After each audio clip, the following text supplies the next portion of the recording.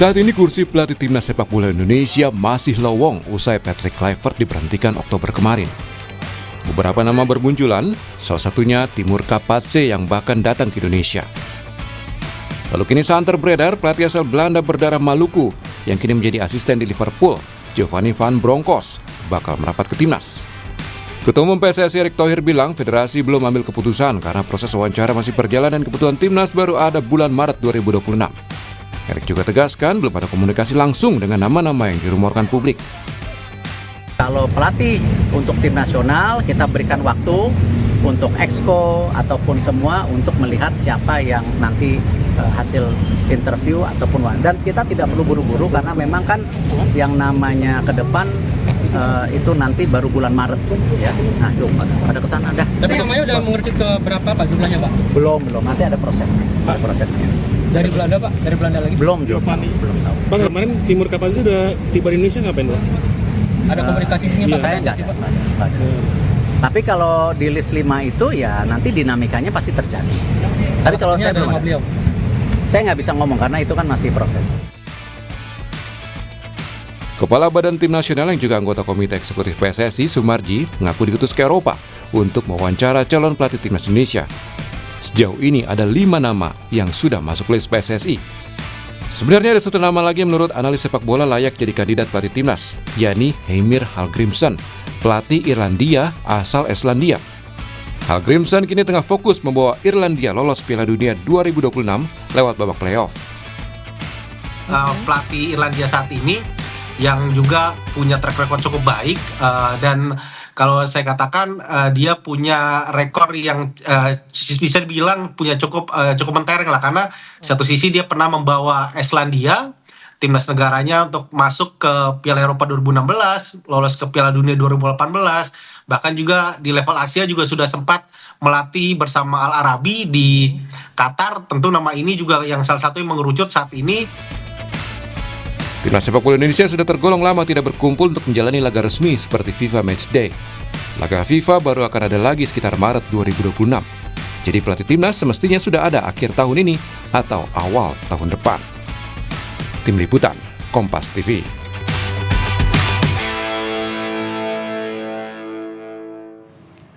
Belum juga ada nama pasti yang melatih timnas. Tapi benarkah 2 nama Timur Kapatse dan Giovanni van Bronckhorst ini menguat untuk menangani skuad Garuda? Kita akan ulas bersama dengan penasihat klub Semen Padang Andre Rosiade dan juga analis sepak bola Firzi Idris. Selamat pagi Bang Andre, Mas Firzi. Selamat pagi. Oke, Bang Andre masih belum join ya, kita akan nantikan bersama saudara. Tapi saya mau ke Mas Firzi dulu. Mas Firzi, ini kan kita belum tahu nih, ada 5 sebenarnya yang lagi diproses sama PSSI ya untuk menjadi pelatih timnas Indonesia. Kemudian muncul nama ada Bronckhorst, kemudian ada juga Timur Kapatse. Kalau menurut Anda, benar nggak sih 2 orang ini masuk dalam radar pelatih timnas?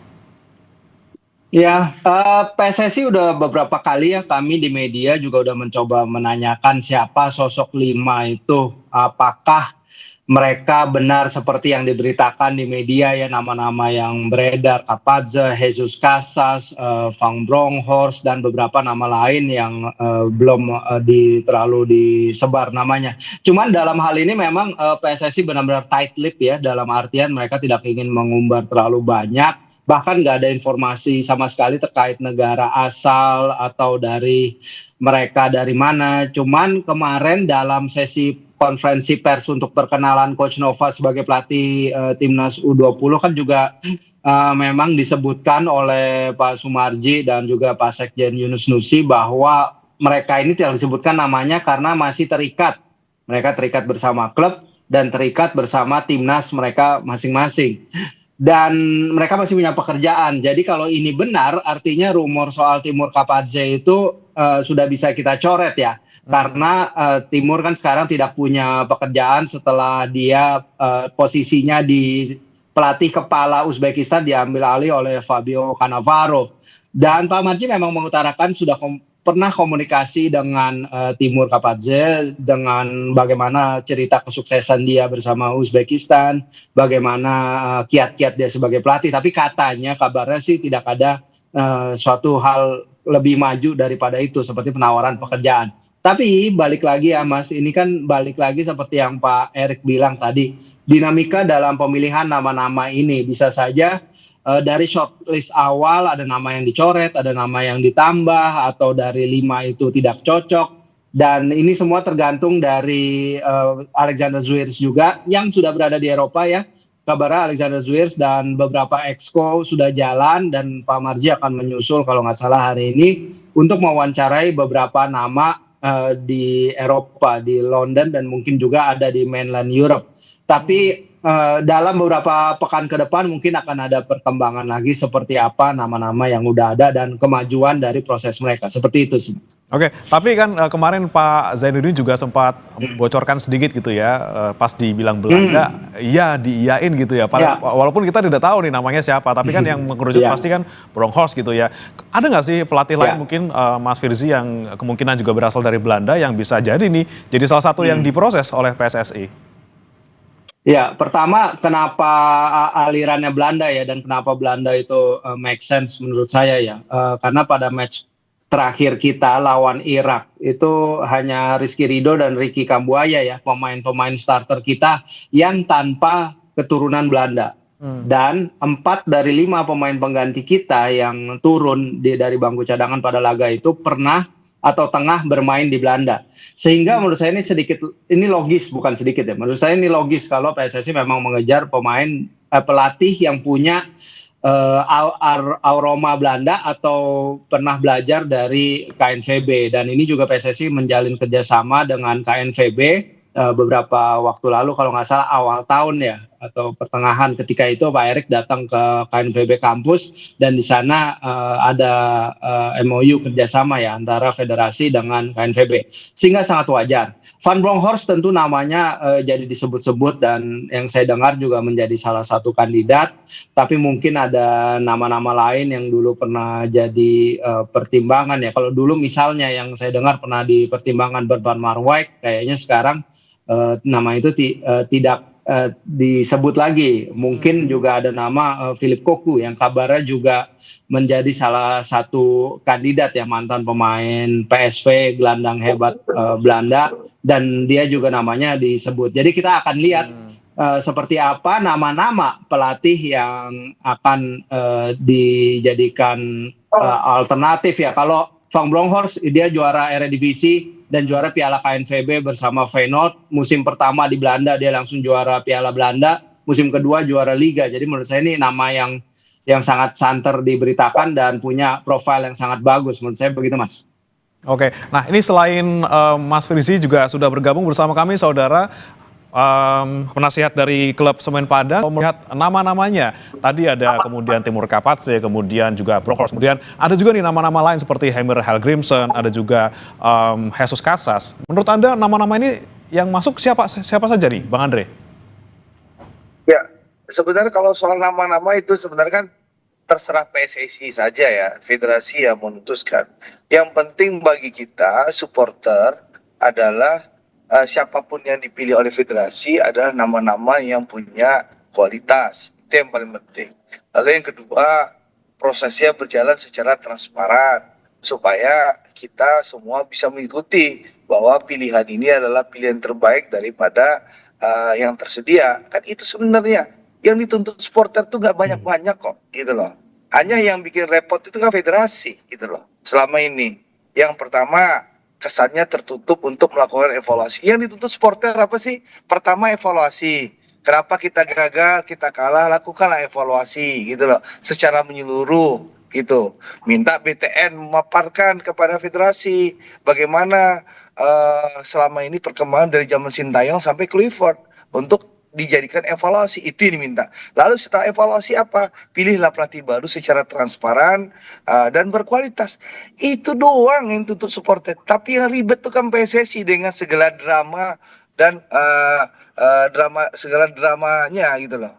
Itu yang ribet. Malah mereka berantem sama mereka, saling saut-sautan gitu loh.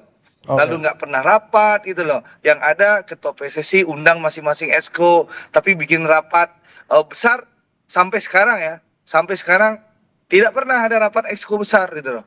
15 orang ini tidak pernah kumpul sejak kalah Indonesia lawan Irak gitu. itu nggak pernah kumpul. Padahal itu harapan masyarakat, gitu loh. Kenapa ada kesan ketakutan? Ya tuntutan masyarakat tuh hanya sederhana, nggak banyak-banyak, evaluasi lalu pilihlah yang transparan. Nah, siapa yang dipilih itu sebenarnya hak federasi ya. Jadi kita tentu berharap yang dipilih ya yang berkualitas, mau siapa namanya, Jesus Casas, Timur Kapatse, atau Giovanni Van Bronckhorst. Sekali lagi itu nama-nama yang menurut saya berkualitas. Bahkan soal Giovanni Van Bronckhorst itu pernah saya tanyakan langsung kepada ketua umum di saat sebelum ketua umum PSSI mengumumkan nama Patrick Kluivert. Saya pernah tanya waktu itu, Bang, kenapa Patrick Kluivert, kenapa nggak Giovanni Van Bronckhorst? Karena Giovanni Van Bronckhorst itu pertama punya darah Indonesia, yang kedua sudah punya rekam jejak yang bagus waktu di dunia kepelatihan, pernah bawa Rangers juara. Saya sampaikan dulu waktu sebelum, sesaat 1-2 hari sebelum Patrick Kluivert diumumkan. Nah, setelah pemecatan Sintayong itu, saya telepon beliau, lalu beliau bilang Giovanni Van Bronckhorst itu ditolak pemain katanya. Karena apa? Karena orangnya keras gitu loh. Beda sama Kluivert yang diterima oleh pemain. Nah, ini omongin Pak Erik ditelepon dulu sama saya gitu loh. Nah, tapi kalau Giovanni Van Bronckhorst dipilih oleh PSSI, ya silakan, monggo. Itu haknya PSSI, tapi lakukanlah secara transparan gitu loh.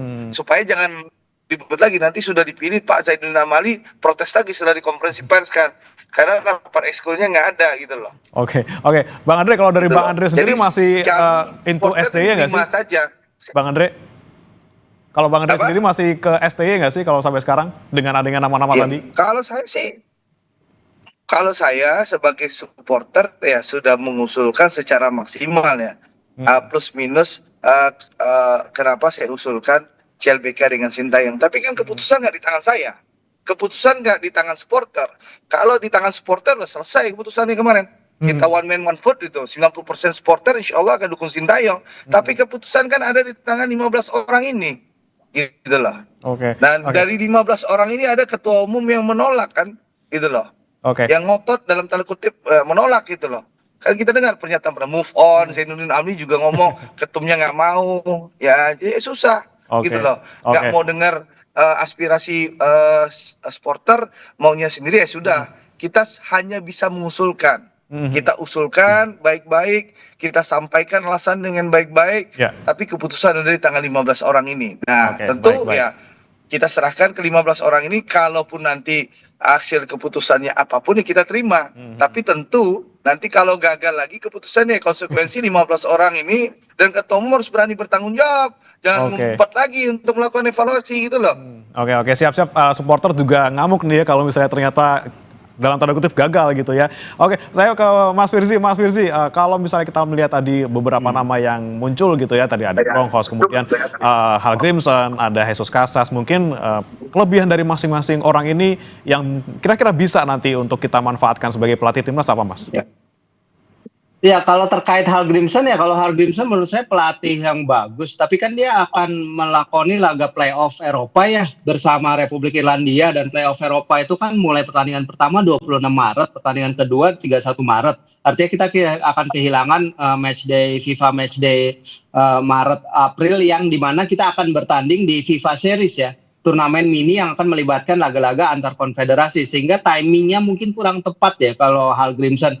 Tapi yang penting bagi PSSI sekarang sih, juga bagi federasi dan para exco dan direktur teknik yang berangkat ke Eropa, dalam meyakinkan proyek timnas Indonesia ini sebagai proyek continuous yang akan memberikan mereka juga profil dan exposure yang bagus ya. Ini juga belum membicarakan gaji seperti apa yang ditawarkan. Karena kalau gaji Kluivert kita konversi ke Eropa, itu gaji Kluivert ketika itu kalau benar seperti gosip yang beredar, 1,3-1,5 M per bulan, itu hanya di bawah 1 juta euro per musim. Itu gajinya di bawah gaji pelatih 3 besar di Eredivisie, Liga Belanda. Jadi ini adalah proyek besar yang PSSI harus bisa yakinkan pelatih berikutnya untuk bisa menerima dengan segala resikonya ya, seperti tekanan publik, tekanan dari media sosial dan lain-lain. Jadi pelatih yang bukan hanya kuat di lapangan, tapi juga bisa tidak terpengaruh oleh apa yang terjadi di luar lapangan. Sebenarnya seperti itu sih. Kalau kita bahas pelatih-pelatih ini, memang pelatih-pelatih Eropa pasti kualitasnya beda. Tapi balik lagi juga kepada tim kita ini yang tadi udah kita bahas, ada 16 pemain keturunan Belanda di skuad ini, sehingga ya dicari pelatih yang paling cocok dengan karakter tim ini, terutama karakter dan identitas permainan tim yang diinginkan oleh blueprint dan roadmap sepak bola Indonesia ke depannya, seperti itu Mas Bre. Baik, tapi kalau kita bicara soal timeline nih, Mas Firzi, sepertinya kok Pak Erik santai banget gitu ya. Kita nggak terburu-buru, nggak usah terlalu terburu-buru gitu ya. Kemudian kita lihat katanya agenda paling dekat juga Maret tahun depan, itu pun FIFA Matchday. Gitu. Kalau Anda melihatnya ini kelamaan nggak sih, Mas Firzi? Takutnya udah nggak hot lagi gitu kalau kita ngomongin soal pelatih timnas. Enggak sih, saya pikir ini learning curve juga ya dari apa yang terjadi setelah Sintayong dipecat pada Desember, terus kemudian pelatih baru udah datang pada minggu pertama atau minggu kedua Januari gitu, dan wawancara dilakukan mungkin ketika itu secara tergesa-gesa, mungkin ketika itu kandidat yang datang juga mungkin bukan kandidat-kandidat terbaik.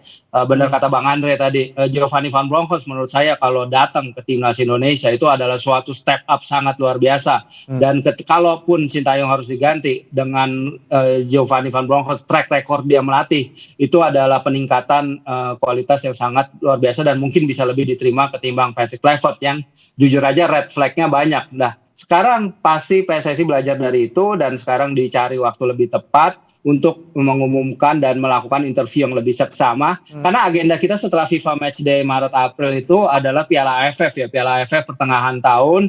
Kemudian nanti akan ada yang namanya Hyundai Cup dan Indonesia Cup, itu belum diumumkan sekarang.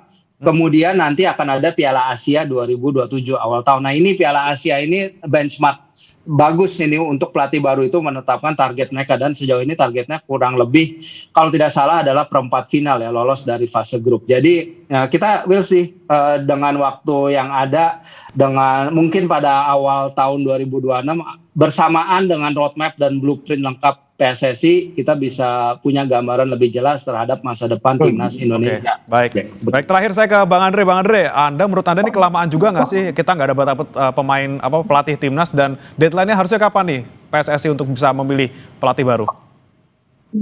Ya memang sebenarnya ini kan kalau lihat agenda yang sampaikan Mas Firzi tadi kan, pertandingan berikutnya kan bulan Maret ya. Sebenarnya ada kelonggaran di PSSI sebenarnya. Tapi memang publik menuntut cepat karena memang waktu itu kan publik pertama ada kemarahan ya, karena kekecewaan karena prestasi timnas di zamannya Patrick Kluivert ini. Yang kedua, kita menuntut evaluasi. Lalu kita menuntut pemilihan karena waktu itu ada FIFA Matchday di bulan November kemarin. Nah, ternyata kan ini sudah lewat ya. Tentu sebenarnya ini ada ruang bagi PSSI. Yang jelas bagi saya pribadi ya, saya akan menerima siapapun pelatih yang akan dipilih oleh PSSI. Tapi saya harapkan ya pelatih itu memang harus berkualitas, prosesnya harus transparan, dan jangan nanti dipilih, diputus tanpa melalui mekanisme statuta PSSI. Untuk apa kita bikin kongres PSSI, mensahkan statuta, kita punya organisasi, tapi aturan main nggak dipakai. Jadi kalau nanti hasil wawancaranya bagus, presentasinya bagus, keberapa pelatih ini, ya silakan hasil-hasil ini dibawa ke rapat Esko, 15 orang kan, putuskanlah sesuai dengan pasal 43 ayat 1 huruf L, supaya PSSI 15 orang ini solid, jadi keputusannya pun diambil dengan enak. Sehingga nanti bulan Maret ini kita bisa menatap dengan secara bersama-sama dengan solid untuk mendukung timnas kita tanpa ada lagi gejolak nanti antara Esko saling komentari, antara ketum ngomong A, wakil ketum ngomong B, gitu loh. Kan terlihat sekali PSSI sekarang nggak solid gitu loh. Mungkin karena udah lama nggak rapat bareng, jadi nggak ketemu bareng 15 orang ini, akhirnya nggak solid, saling saut-sautan di media. Nah, mudah-mudahan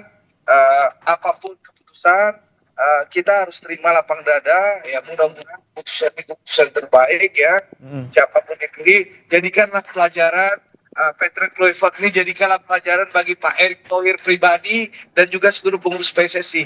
Pilih yang mumpuni dan berkualitas. Ya. Dan pilih pelatih yang mau juga berdomisili di Indonesia. Gitu loh. Karena dia meliti pelatih timnas Indonesia, bukan pelatih timnas Belanda. Jadi jangan tinggal di Belanda lagi nanti kalau orang Belanda yang dipilih. Tinggallah di Indonesia. Karena pelatih timnas ini selain melatih, dia head coach yang harus berkoordinasi dengan seluruh tim kepala pelatih seluruh tim Liga 1 untuk menyampaikan apa maunya, apa program sehingga seluruh pelatih Liga 1 supaya BRI Super League ini bisa memberikan dukungan dengan program yang sama dengan pelatih timnas ini. Ini harapannya. Jadi sekali lagi kita harapkan pelajaran Bang Andre ya.